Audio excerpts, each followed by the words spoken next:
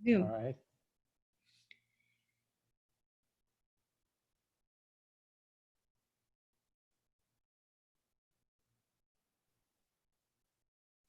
Good evening to everyone joining us on Zoom. And we are about to broadcast Planes, CalTrains, and Automobiles, a panel on the future of transportation in Silicon Valley. Please bear with us. We're going to start broadcasting to Facebook Live.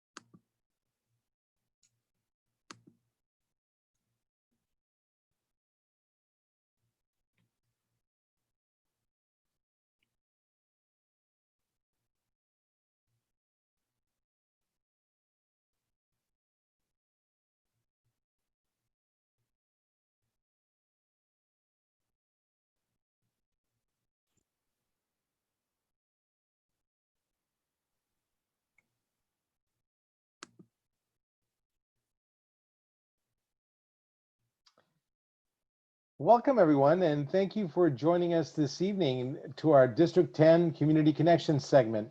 My staff, as usual, is here with me this evening and here to help us answer questions. So if you have questions, please put them in the comments section if you're on Facebook.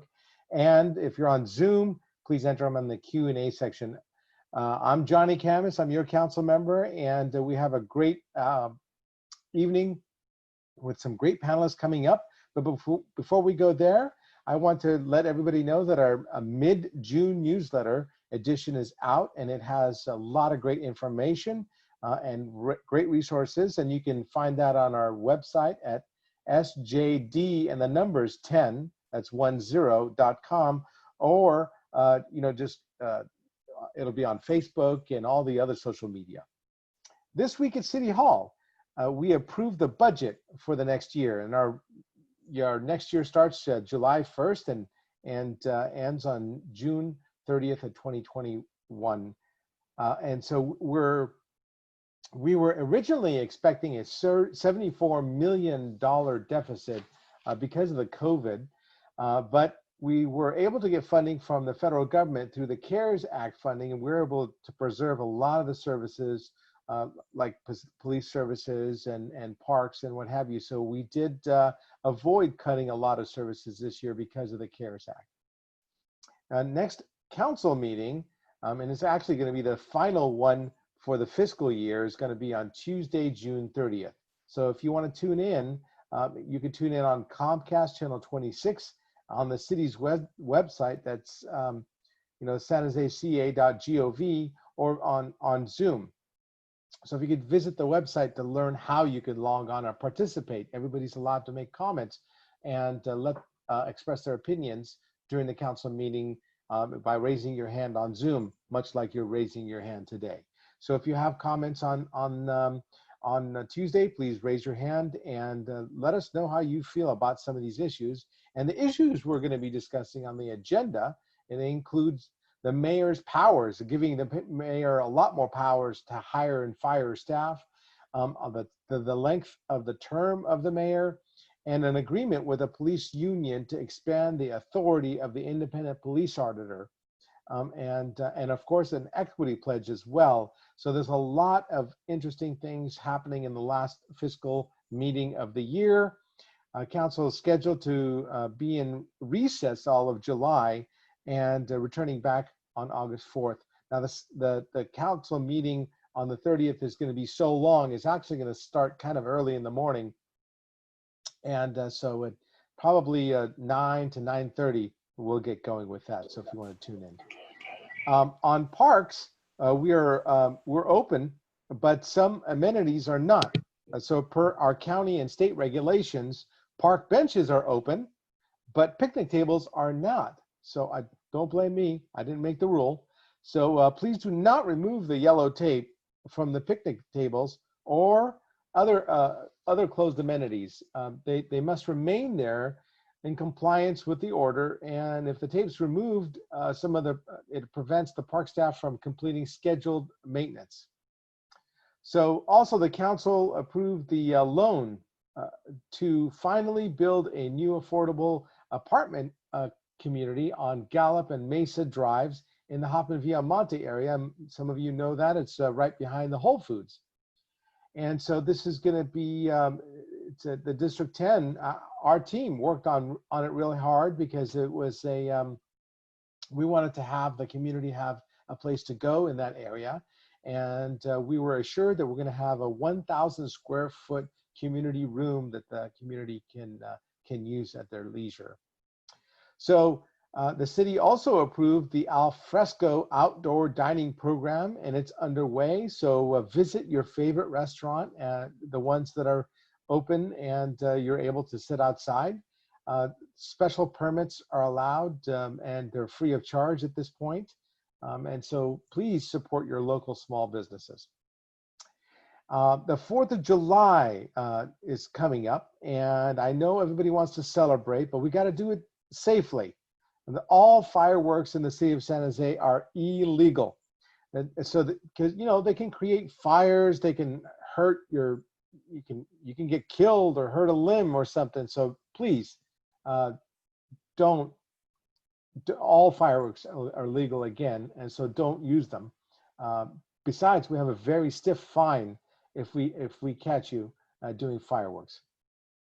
So illegal fireworks can be reported. I know I'm getting a lot of reports about fireworks, so they can be reported at 311 or online with San Jose 311 or the fire department's webpage. So there's several ways you can report them, and it helps us track of where this illegal activity is so we can get better patrols.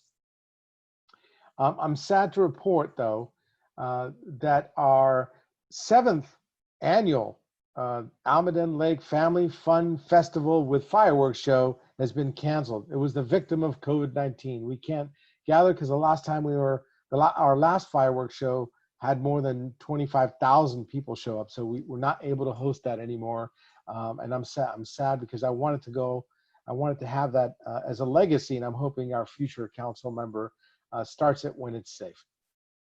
So that's the end of the updates. If you want to learn more about where to get all this, again, that's SJD10. That's the number 10. That's San Jose, SJD10.com. So we have several guests with us this evening for a great panel discussion on the future of transportation. So let's get started with our program. So you'll just have to, if you know our panel, actually, we're going to introduce them in a few seconds here, but let's not try to get confused. There's a couple of Johns on this panel, and I'm looking forward to talking to them all. Enrique Navarro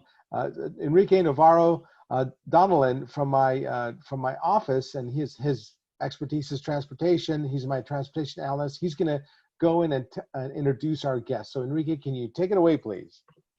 Absolutely. Thank you, Councilmember. So our panelists represent a cross-section of regional transportation agencies and are here for a thoughtful discussion about the future of transportation in Silicon Valley in this webinar that we have titled Planes, CalTrains, and Automobiles. You might have noticed that we titled and advertised this event in the namesake of a certain 1987 comedy film. But before I introduce the panel, let me explain the format for this evening. So we will start with opening statements of 3 to 4 minutes from each panelist.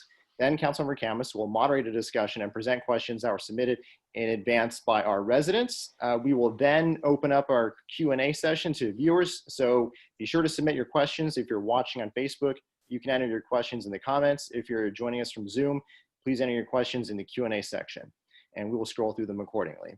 So we will try to get through as many as possible. And on our panel this evening, we have representatives from San Jose International Airport, also known as Manita International Airport. We have the Department of Transportation for the City of San Jose, VTA, Valley Transportation Authority, and CalTrain. So I'll start off by introducing John Aitken. Welcome, John. So John Aitken is the Director of Aviation for Norman Manita San Jose International Airport. He has been with SJC since 1993.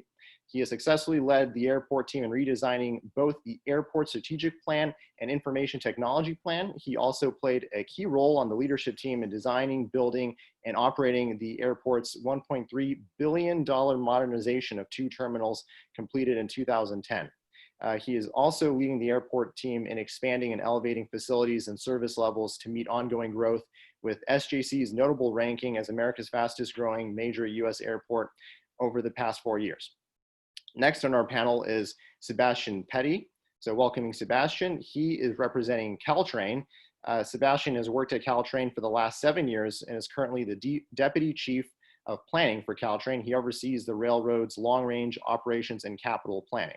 He has spent the last several years leading the CalTrain business plan, a significant long-range planning effort that considers how the railroad will grow and change over the next 2 decades. He previously worked at the Presidio Trust in San Francisco. Next, we welcome John Ristow, the other John. John Ristow is the director for the City of San Jose's Department of Transportation. He is responsible for a full service department, including policy and planning, sustainable transportation and project delivery, traffic safety, signal operations, parking, and infrastructure maintenance. He was formerly the Deputy Director of Planning and Project Delivery for the department, where he was responsible for transportation planning, policy development, and the capital improvement program. In his role there, he provided oversight of San Jose's street, pedestrian, and bicycle system on coordinating with federal, state, and regional agencies on the delivery of highway and transit projects serving San Jose. And last but not least, we have with us Jason Kim, welcoming Jason. From VTA. So Jason Kim is a senior transit planner and has been with VTA since 2010. He has focused his work on long-range planning and has specialized in light rail and other fixed guideway related projects. He is currently leading VTA's next generation high-capacity transit study, which will examine the future of VTA's light rail system. So let's have a big round of applause for all of our panelists. I don't know if we can hear all our clapping, but just mine at least. And then John Aitken, how about you start off with your opening statement? I believe you also have a presentation to share with us.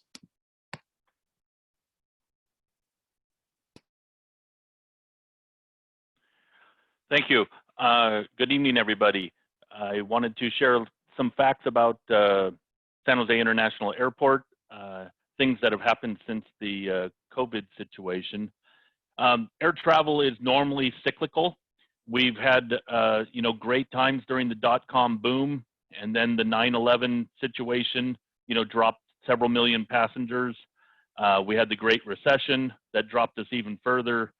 And over the last several years, like Enrique said, we were the fastest growing large airport in the country, reaching 15.7 million passengers in last calendar year.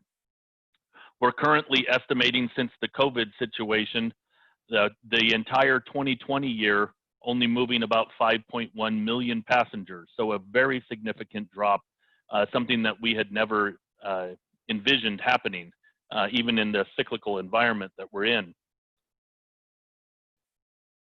We are trying to change the procedures out at the airport to keep our travelers safe, our customers safe, our employees safe. So face coverings are required in all airport facilities. We have handcrafted our own hand sanitizing stations because things were so difficult to purchase during the beginning of the COVID situation. And we've got hand sanitizer down the hallways every so many feet so people can sanitize as they're moving around the airport. We have physical distancing signage throughout the terminal, reminding people to keep social distance while you're standing in line. We've installed plexiglass shields at the ticket counters and gate areas so that when you're communicating with either a station personnel from the airline or at our concessions, that there is a plexiglass between the two of you to increase that safety.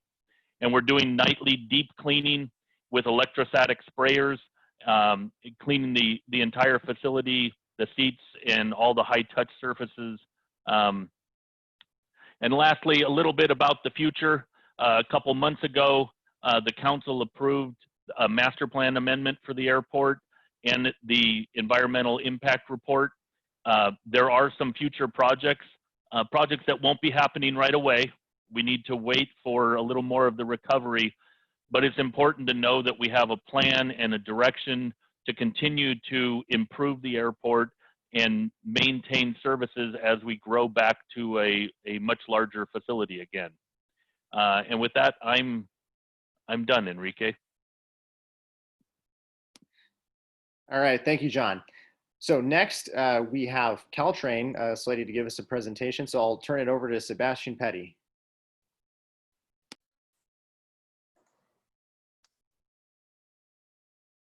Okay, and I'll share my presentation here briefly. So first of all, thank you so much for having me here tonight. Just a few quick facts about CalTrain, a little bit about our future plans, and also how we're also addressing the COVID situation. So for any of you who aren't completely familiar with the CalTrain service, we're a commuter rail service running between San Francisco, San Jose, and all the way down to Gilroy. We have a 77-mile corridor. Pre-COVID, we've been running about 92 trains per weekday, using a diesel locomotive and carrying about 65,000 riders every weekday. The corridor itself has been an active rail corridor for over 150 years. CalTrain, the Peninsula Corridor Joint Powers Board, which is the legal entity that owns CalTrain, owns the corridor from San Francisco down to about the Tamian station in San Jose. South of Tamian, we actually operate on a corridor that's owned by Union Pacific, and that's important for a number of reasons that I'll touch on. So as I mentioned, the corridor south of San Jose is owned by Union Pacific. We have limited rights to operate trains on that corridor. So on the corridor north of San Jose, we're able to operate as many trains as we want. We have a lot of flexibility. South of San Jose, we're only able to operate up to 5 round trips per day under the agreements we have with Union Pacific. So pre-COVID, we were operating 3 round trips a day. And in the relatively near future, and in calendar year 2021, we've committed to increasing that to 4 round trips per day. That's pending some of what's happening with our budget and funding situation as a result of COVID, and I'll touch on that. Our plans for service kind of to South Santa Clara County and the southern part of San Jose don't end with that. I think we've heard loud and clear from the community that there's an interest in more CalTrain service, and we would like to find a way to provide significantly enhanced service. That's expressed in some of the long-range planning we've done. We recently adopted a long-range service vision for the railroad that really looks at the kind of railroad we'd like to be in 2040. That includes thinking about how we'll blend the system with high-speed rail when they arrive, how many trains we may need to operate in the future. So a pretty big picture, expansive planning process. What that's meant specifically for the service we operate in South San Jose down to Gilroy has been that we've been working with the High-Speed Rail Authority as they've developed plans to acquire rights to the corridor that's currently owned by Union Pacific. So that's part of the state's plans have been to either acquire that corridor or acquire the rights to it, expand the corridor and modernize and electrify it. Were they to do this, that would allow CalTrain to begin operating electrified service really all the way from San Francisco through San Jose and down to Gilroy.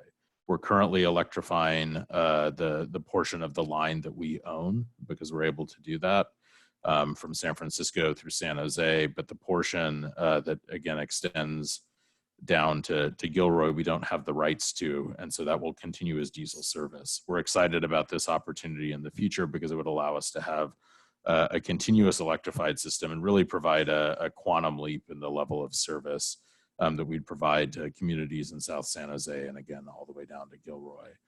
So going from what we were operating pre-COVID, 3 round trips a day, to a future where we hope that we could serve stations like Capitol or Blossom Hill with 15-minute service.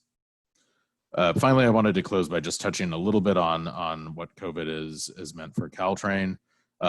You know, our ridership dropped significantly with the onset of the COVID pandemic and the initial shelter-in-place orders. So down to about 3,000 per day from 6,500 formally. We've adjusted our service levels down. We're running about 70 weekday trains currently, down from 92, and we're down to 2 round trips going down to Gilroy. On board the trains, masks are required at all times, and we've implemented a number of enhanced cleaning protocols throughout the day and overnight. We're also maintaining social distancing on our trains. And lastly, this is a situation that's introducing a lot of financial uncertainty for CalTrain. We're subsisting on CARES Act funding now, and that's really helping us get through the next few months. But in the longer term, about 70% of CalTrain's budget has been made up of ticket sales prior to COVID. And so we're watching very closely how ridership returns because it's going to be pretty important to our long-term financial future. Thank you. Thank you so much, Sebastian. Next up, we have John Ristow, our Director of Transportation for San Jose. Thank you, Councilmember and Enrique. Really pleased to be here. Let me see if I can get that video going. For some reason, it's stopped. I'll just continue without the video right now. Let me see if I can get it going. Oh, there it goes. Good. I don't have a presentation. I'm just going to give a real brief overview of some of the things that we are working on right now that are important to us. In the Department of Transportation, we're responsible for all the public infrastructure, both above and at the surface and below the streets. Some of the biggest programs that we've got going this year are our Vision Zero and Safety Program, where we're working on 17 different corridors to improve pedestrian and bike safety. And that's about a $7 million a year program to improve the use of the streets for all users. Probably the next biggest thing that we've got going is our pavement program. And I hope you've been seeing some of the work that we've been doing out there. It really got started in 2019 with our biggest pavement year ever, where we were able to do 290 miles of streets. And I always use a comparison of back in 2013, before we had the adequate funding to actually do a really great job of maintaining streets. The city was paving 29 miles of streets. So back in 2013 to 2019, we've had a tenfold increase in the level of pavement. You can see that we're going to be doing that roughly that same level of work for the next 8 years, thankfully to the taxpayers that passed Measure T, as well as a couple other funding sources over the last couple of years, SB1, VTA's Measure B. The other project or program that's probably really important in the city is our regional projects, which includes, we've got about 8 different highway projects that we're working on right now in coordination with both CalTrains and VTA that are improving some regional access points into the city. Jason is going to probably talk about some of the things we're working on with the BART project. It's a game changer for the city of San Jose. Thankfully, we got the first phase open. People are starting to use that, and we're working with VTA and BART on the second phase, which will be pretty important, getting a subway connection right into the heart of downtown. One of the stations of that new BART system is going to be at Dearden Station. I think Sebastian may have mentioned it. That's really going to be a significant improvement and transportation hub for the city and the state and region. We've been working on that with our partners, BTA, High Speed Rail, and CalTrain now for a number of years. We're moving the design and the concept arrangement of all the different services that are going to come into Dearden Station forward. With the developments that are going to occur around it, everybody probably knows about that Google is working on a large development plan that would surround the station. It will virtually double the size of the town, so we're looking forward to really making that an outstanding transit hub for really of an international character and capability. Why don't I stop there for questions as well? Thank you. Thank you, John. All right, so then the fourth panelist we have with us is Jason Kim from VTA. So I'll make way for him. Hi, good evening, everyone. Yeah, I don't have a presentation either, but I can talk through a few things that VTA has been working on recently and what we will be working on in the future. So most recently, at the end of last year, we actually went through an extenuous effort to change our operating plan. So we made massive changes to our bus and light rail network. We called this the new transit service plan, and it was implemented at the end of last year. Really, the goal of this was to try to bring fast, frequent service to as many riders as possible throughout the county. And so, we initiated this plan for a few months before the pandemic, and we were seeing some pretty good ridership kind of benefits throughout our system. But I also add that with the pandemic, we've essentially been changing our operating plan pretty frequently since then. So I think, as we were hoping that we would get to see some pretty big benefits from our change in service, right now, I think what we're trying to figure out is kind of what to do with our service as the pandemic kind of progresses. But I also just want to add that, we also have some things to celebrate that we recently saw the opening of the BART to Silicon Valley Phase 1 project. We're really looking forward to see how the BART project really does expand the travel opportunities for people both in Santa Clara to Santa Clara County and also from Santa Clara County. Part of the effort of our new transit service plan was to really improve the connections at the two BART stations at Milpitas and Berryessa to really improve those travel opportunities for really the citizens of our county. Then to talk about some of the things we're doing in the future. So as John and Sebastian both mentioned, we are working with our partners on DISC, the Dearborn Integrated Station concept, as well as how it kind of works together with the BART Phase 2 project. Additionally, we're working on a number of efforts to both improve and modernize our bus and light rail fleet. With our bus fleet, we are looking at ways to move towards a zero emission bus program and a bus fleet. And with the light rail system, we're looking at a new study on how to modernize our fleet and what to really do next with our aging light rail system. Yeah, with that, yeah, I'm happy to pass it on to the next part.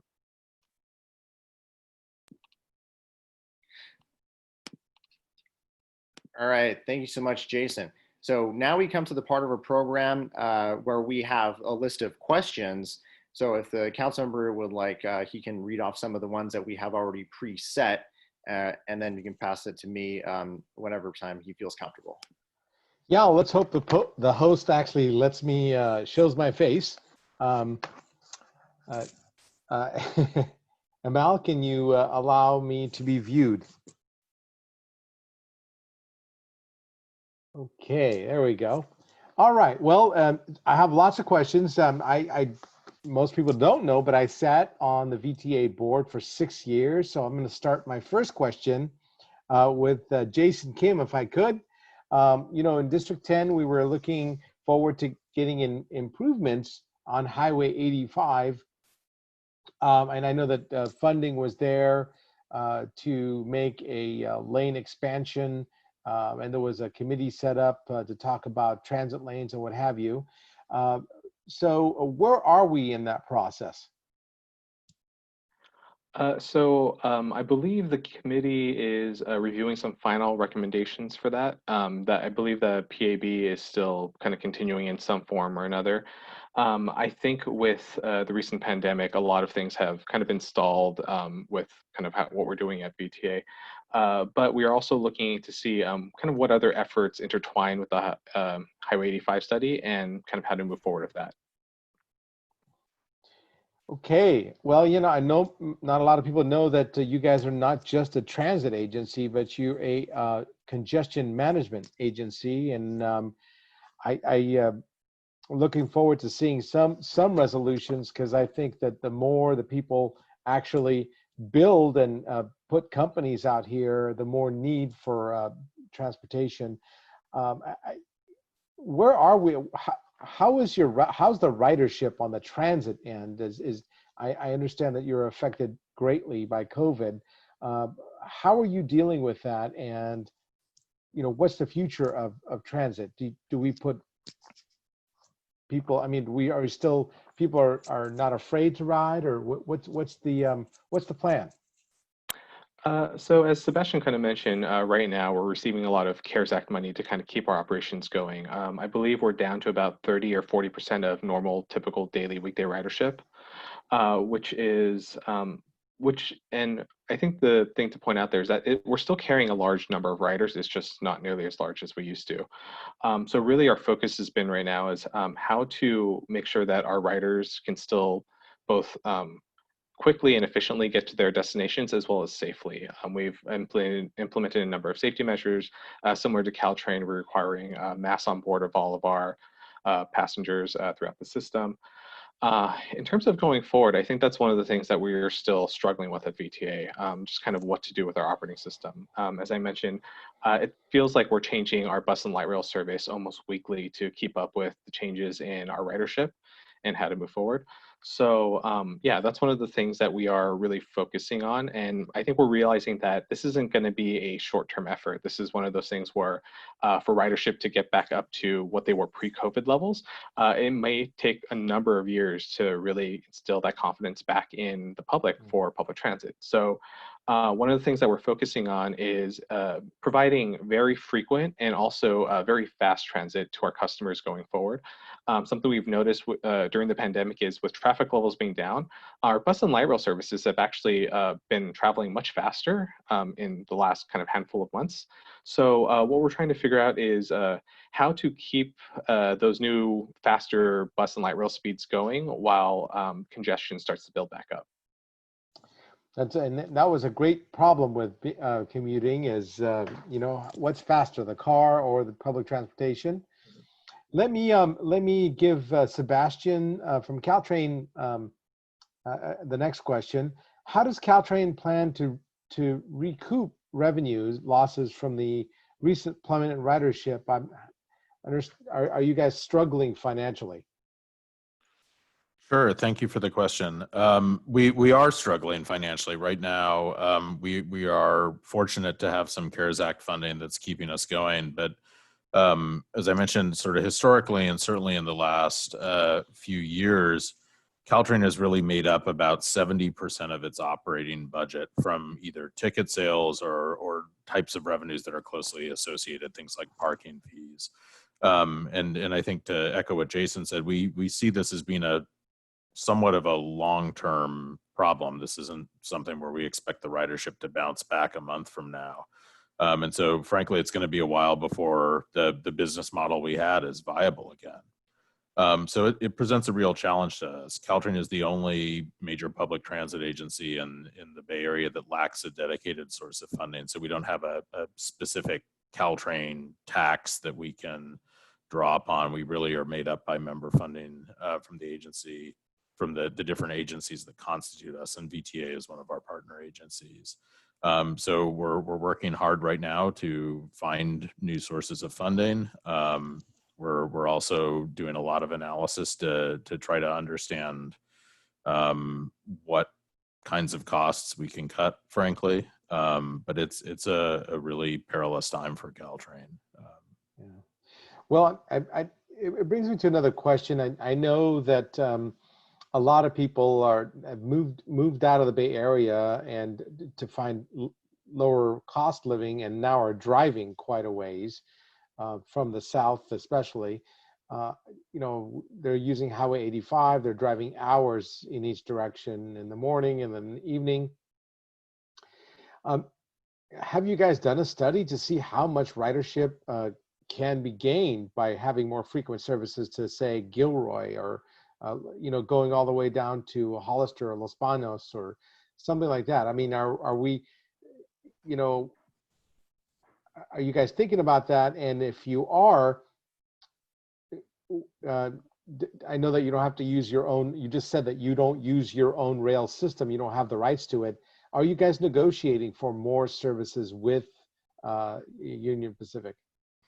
Yeah, that's a great question. So we have done some market analysis as part of the kind of long range planning efforts we've been doing over the last couple of years. And, you know, I think really the story we've seen that is that throughout the entire CalTrain system, really from San Francisco all the way down to Gilroy, there's just been so much economic activity and growth in the corridor that there's, you know, in aggregate, something like we think there's a 300% growth potential in our market over the next couple of decades. And that includes looking down towards the southern part of our corridor. the situation with the ownership of the corridor really is a significant barrier to our ability to meaningfully and significantly improve service. So to move beyond the doing a handful of round trips a day to something where the service starts to really look like what it is elsewhere on the line, where it's going both directions, it's many trains per hour.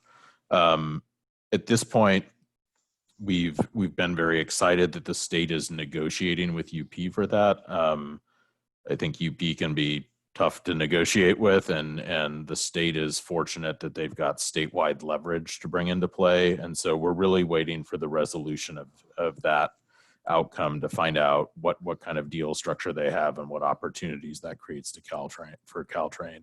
I think if something were to happen with that, we'd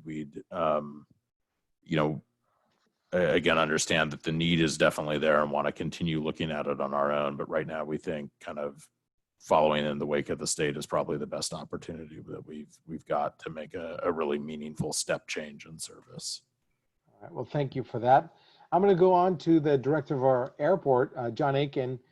How does the COVID-19 crisis affect the implementation of the SJC expansion plan? I know we were talking about expanding up until this epidemic hit. So the situation we're in right now is we're trying to save our cash and our cash reserves to make sure we can make it through the epidemic. Although this would be the perfect time to build improvements at the airport when traffic was down and the impact to the traveler would be minimal, it's just not financially wise for us right now to commit. So we're watching passenger levels, we're watching the activity, and I'm hopeful that we'll be back to the council, within the year to have serious conversations about what's the next thing to work on the master plan. But right now it's wait and see and conserve liquid cash.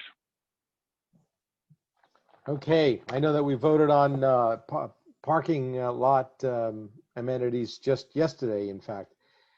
Thank you, and I'm going to go now to John Ristow. John, you have a sizable task ahead of you, paving our streets. And a lot of people don't know what streets that you are paving. A lot of people think that we pave the highways and the express lanes, but that's not what you're in charge of, right, John? That's right, council member, and I think you know that. Yeah, so the roadway system is split into roughly in Santa Clara County with local agency like City of San Jose. We have about 2,400 miles of roadway within the city, but also everybody travels on both expressways, which are the County of Santa Clara manages those. And then the freeway and the state highway system is CalTrains. So not CalTrain, but CalTrains. Okay. So we've got, as a council member mentioned, we have a gigantic paving program, really thanks to mayor and council for placing these revenue sources on the ballot for the voters to support. And that happened a couple of years ago with Measure T. And thanks to VTA for doing the same thing with a countywide sales tax. And then the voters statewide supported Senate Bill 1. So with those three state, regional, and local funding sources, we have a huge pavement program. We are going to maintain and fix and repave every street in the city of San Jose over a 9-year period. And we are well into that. Track? Sorry to interrupt. Is this on track or has it been? It is on track. Last year we did 290 miles. This year we'll do a little less, but we're going to be doing a lot of resurfacing, which is a complete redo of the street. We'll be doing about 205 miles this year. We're at a roughly 100 to 110 million dollars a year put into repaving and restoring the pavement condition of the city. So massive program that we'll be doing for the next 8 years, 7 more after this summer. So you should see again quite a few roadways getting fixed. If you want to see what we're doing in advance, we have created a 3-year look ahead of all the roadways that we will be doing. And you can go to the city's website, look up transportation and go to our pavement section. And there's a virtual online map where you can check out the status of where we are in each one of those segments. So we will keep track of that. So you can look what we're doing this year and then the future 2 years, and then we'll update that every year. So you're right, council member, we've got a really big job ahead, but it's the kind of work we like to do. All right, District 10, you heard that directly from the source. We're going to get some more roads paved here. Right now, we're going to try to open this up to the public, and I have Enrique. We're going to bring him back on here to help me facilitate questions from Zoom and Facebook here. Enrique, you're around? Yep, I'm here. Thank you, Councilmember. Yeah, so just a reminder, we still have the Q&A open for Zoom, and we already have a question in there. And then we also have Facebook Live. You can type in your question in the comments, and we'll pass it up. So we already have our first question here from Edward. He's asking to VTA, would there be a possible way to get free Clipper cards if they cannot get the fee-paying Clipper cards? I guess he's talking about like affordability programs and access for disabilities and perhaps other people. Yes, I'm not actually sure about that, but I know if you are having an issue with the Clipper card machines at any of the stations, please just come to our customer service center at River Oaks. We have people there who can help you out with whatever you need with that. Okay. And he has another question that just popped up. So let's see here. When is the VTA services that are still not back in service, such as 83, going to come back into service? I would like to know the timeline for the buses and light rails to get back to full schedule. As I kind of mentioned earlier, that really is a moving target. We are continually changing our bus and light rail service to kind of meet the needs of the current ridership that we're currently seeing, plus the new ridership that we think is going to start continually coming back on slowly. So I don't know when we're actually going to be back up to our actual new transit service plan that we implemented at the end of last year. But the goal is to really keep ramping up our service to meet the actual needs that we're seeing. Okay. And then Jeremy also sent in a question ahead of time. He asked, what are the 2021 focus areas? I think this is meant to be asked as a general question, maybe a quick snippet from all our 4 panelists. Any highlights for the next year that we're trying to accomplish, even in light of current COVID financial challenges?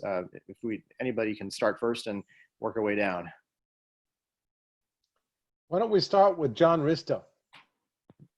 Yeah, I can you're talking about next fiscal year. So I think a couple of things. You're just on our big regional projects, you'll see a groundbreaking for one of our projects, the 101 Blossom Hill interchange. So that'll be probably this fall. Bids have been awarded. VTA is going to manage that project for us. So that's a big one that we're getting going. We've got a number of other projects still in the works, but that one will actually start construction. I did mention all of the pavement work that we'll be doing. And I think big importance for us is our Vision Zero program, which is trying to really remake some of our big corridors that are arterials into much safer corridors for pedestrian, bicyclists, and motorists. We are still experiencing quite a few fatalities and serious accidents on a lot of our roadways, and we're going to be working on those over this next couple of years and doing some quick build and using paint and plastic to actually make some improvements on some of the roadways. You'll start seeing that happening this summer and then every summer for the next 5 years that we've got funded. I'll probably stop there. There may be some other questions, there's some other work, but those are the 3 big areas. Why don't we go to John Aitken? So for the rest of 2020, we're about halfway through building our long-term parking garage out on our parking lot 1, which you can see from 101 on the north east side of the airport. So that should be substantially complete before the end of the calendar year. We're also building a new fire station for the airport on the southwest corner of the airport, where San Jose State used to be, kind of across the street from Avaya Stadium. In that little corner area, there'll be a new fire station being built there. So right now, those are our big investments, projects that were already started, and we're continuing down the road with them. Like I said, waiting for some passenger stabilization before we start the rest of our master plan. And Jason? Sure. So I think one of the big things is keeping the momentum going with BART and keeping the engineering process just going as we're progressing with that. I think the other big thing to add is the East Ridge Light Rail extension, the East Ridge to BART Regional Connector. We're hoping to go into construction for that sometime next year. And you were talking about BART Phase 2. Yeah, That's BART gonna Phase go- 2. Sorry yeah. about that. Yes. Yeah, we have, BART's been around for quite some time as a project, right? All right, we'll go to Sebastian. Sure. Well, one of the big priorities will be completing our electrification project, and so that's ongoing right now between San Francisco and San Jose. That'll put up an overhead catenary system and have all new trains running. That project is scheduled for revenue service in 2022, but very actively in construction, and we're going to start having equipment arriving that we'll be testing and commissioning. So that's a major focus for us. The other real major focus that is tied to COVID is probably quite a number of adjustments to our service. We had originally kind of thought we were going to be pretty stable and doing more or less what we were going to do until such time as we electrified. And COVID has kind of flipped the script on us. So we're going to be rethinking our service kind of as we go and needing to really watch our ridership and think about the markets we're serving and probably make some changes really throughout 2021. Thank you. Thank you, panelists. What, anything, Enrique, any other questions? Yeah, we have a couple of questions from Facebook here. Question from Debbie for John Aitken. How are the airlines doing? What are they doing to ensure travelers are safe? So on all of our airlines, masks are required on the aircraft at all times. Some of the airlines are actually reducing their reservation system so they won't book center seats to give you as much social distancing as possible. They are wiping down their aircraft and electrostatically cleaning them daily and sometimes between flights, depending on the airlines. So they're working hard to keep the plane sanitary, increasing their air exchange on the air filtration system. So it's a process that they've been putting together over the last couple months, and they're at a place where I think the level of safety and health is good on the aircraft as it is in our airport. What about flights, international flights? Are they back running, or are we still not running international flights? We have a couple of our flights to Guadalajara, Mexico that are going, but they are limited to Mexican nationals because of the border issues. The Canadian border is still closed for the most part, as is London, the EU, and Japan and China. So the airlines are ready to start when we get to the point that we've unrestricted the border access from each of those countries and from our country as well. It's got to be a two-way situation because you need people to flow both ways on the flight. So still hoping for later this fall for those country borders to open up. And there's a follow-up question too from the community here. They want to know about young children under the age of 2 wearing masks. Is that a requirement? No, they're following the CDC baseline. So small children, people with breathing issues or the inability to remove the mask obviously don't have to wear them, just like is the normal CDC and in our county's baseline requirements. All right, excellent. And then see here, another question, Donna from Facebook wants to ask John Ristow, how do you evaluate which residential streets need repaving? Can I request that my street be paved?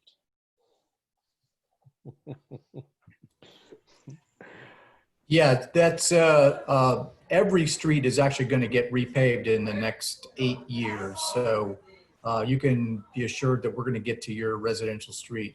What we do is with the residential streets, primarily it's going to be funded by Measure T. In that bond measure that was voted on by the voters and directed by council, it's actually looking at the worst condition streets first. In other words, we actually assess each one of our roadways and give it a numerical number from 1 to 100. And for those residential streets that are in really bad condition, we're doing those first. So anything that's below 49, we're getting to those and getting them done because they're in the worst condition. So you should see your street done again in the next 8 years. You can go online and take a look and see if it is in the next 3-year plan. You can certainly ask for us to take a look at a roadway for certain situations that we need to look at. But the way we do it is we actually go about it very systematically with the condition. We also look at trying to make sure that we're getting the best bang for our buck. We don't want to just do one road here in one neighborhood and then jump over to another neighborhood. So we're trying to get them all done in one area. So when we have a contractor going out, we want to get everything done all at once in one place and be very cost conscious about that. So you'll see it in blocks of neighborhoods getting done, even though one street in one neighborhood might be in worse condition to another one. We're going to try to get them all done so we don't jump around too much. So we use a number of factors, most of them based on the condition of the roadway, but we also take consideration of what the neighbors, what issues are either with some safety issues or what the council office is interested in approaching, what their priorities are. So we do take some qualitative measures as well as use quantitative measures. But feel free to get your request in. We're going to get to it, no doubt about it, but it just may be that it may take a little bit more than the couple of years. So everyone's going to get their roads done in the next 8 years. Excellent. Thank you, Jen. So it looks like we're going to have time for a couple more questions, and there's a couple that have been waiting for a while. Henry from our district, this is a question for VTA, is asking, is there any chance that the Alvin Light Rail Station will ever reopen in the future? Again, to be honest, I don't know yet. I think we are, as I mentioned, we're just continually reevaluating our operating plan, both for light rail and bus. And that decision has been made about kind of what to do with the future of that. So, you know, I guess I'm not saying no, but I'm not saying yes. So it's something that we'll kind of figure out going forward. All right, excellent. Well, stay with us because we have another question to throw your way. This one comes from Richard, also in our district.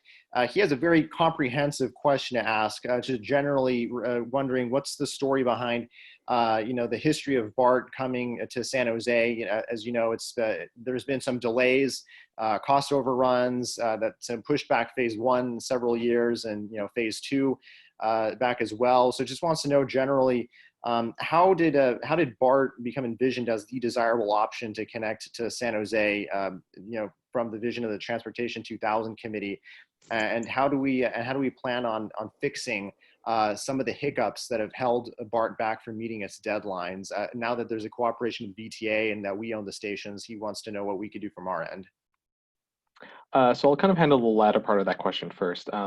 I think we've learned a lot of lessons from the construction of the BART phase 1 of the project, and we're taking all those lessons into the next phase of the project. So we really are relying on everything that we've kind of learned in the last many years kind of doing this. In terms of the history of the project, I'll be honest, I'm not the best person to speak to that.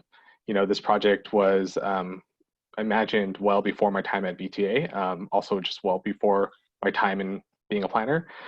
So I don't know if maybe John Ristow or Councilmember Khamis may actually probably have more insight into that than I would. It's possible that it was well before the time you were born. That's true. It's been at least 37 years in the making. BART was originally envisioned to go all the way around the bay at one point. But I think John Ristow is probably more, because he actually was a VTA for many years as well. I don't know if he wants to comment on it since he represents the city. There's a lot of historical myths and a lot of historical reality. So yes, the council member is right. There was actually the original plan for BART, which goes all the way back into the 70s or 60s, did have a pretty extensive system that covered every one of the counties and was pretty ambitious. It didn't turn out that way because just as the political support for that program really was only in the several of the counties, and here in Santa Clara County, we didn't even get a chance to vote on it. There was some people think we voted it down. We never actually got a chance to do that. So it was really only in the counties, San Francisco, Contra Costa, and Alameda originally, and then did get into San Mateo with the extension to San Francisco Airport. We're thankful we finally got it into Santa Clara County now. It did take a lot of our own work. The voters of Santa Clara County actually wanted this project, and they've been voting on it since 2000, a couple of different measures to actually support it. So I'm thankful it's here. It's been a long time coming. It is going to be a game changer when we really actually get it all the way into downtown and connect it with high-speed rail and CalTrain and other systems that are coming into Dearden Station.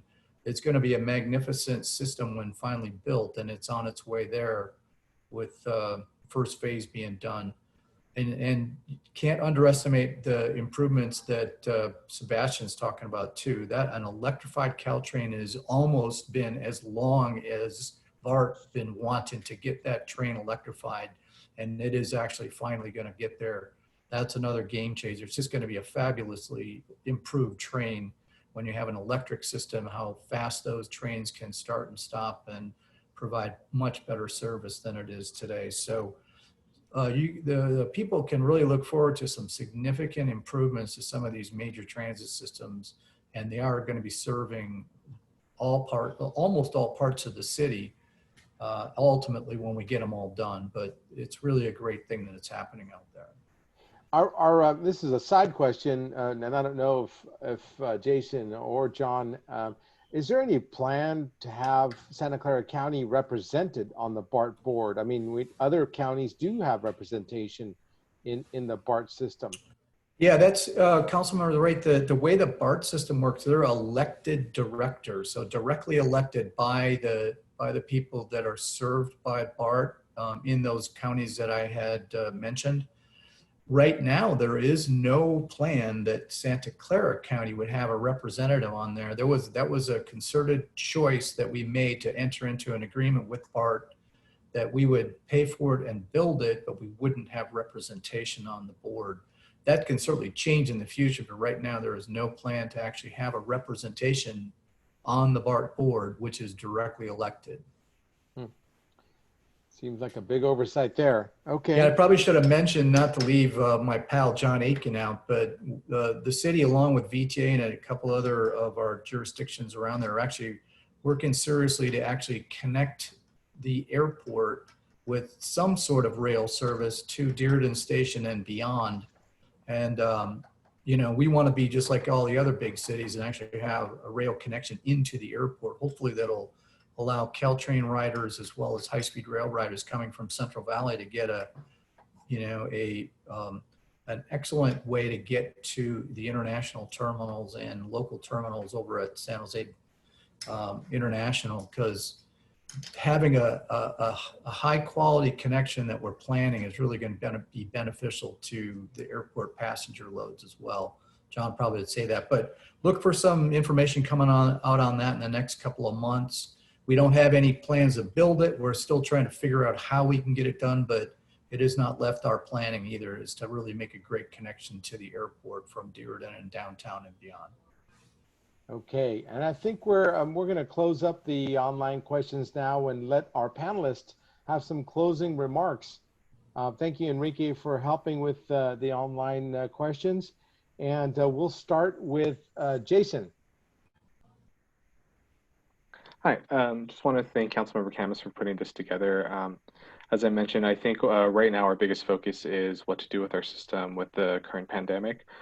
We really are trying to make the best of what we can and really trying to serve both safely and efficiently all the riders in our county. So yeah, I think going forward, probably one of our biggest focus, at least for until the pandemic is over, will be our response to that. But also going forward, we have a number of long-term projects like Dearden, like BART, Phase 2, like the airport connection that we're going to be working on. So yeah, I look forward to continue to work with kind of all our partners here. Thank you. Thank you, Jason. Sebastian?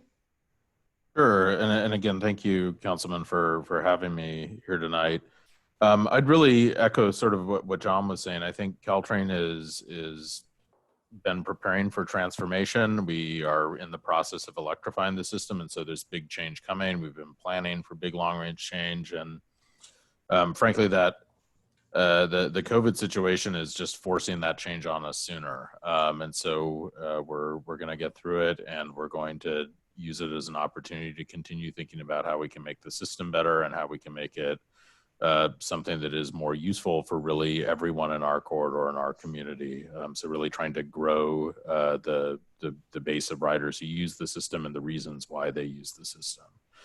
So it's a tricky time for us now, but there's a lot of change coming, and I think we're hopeful and excited for a pretty bright future ahead.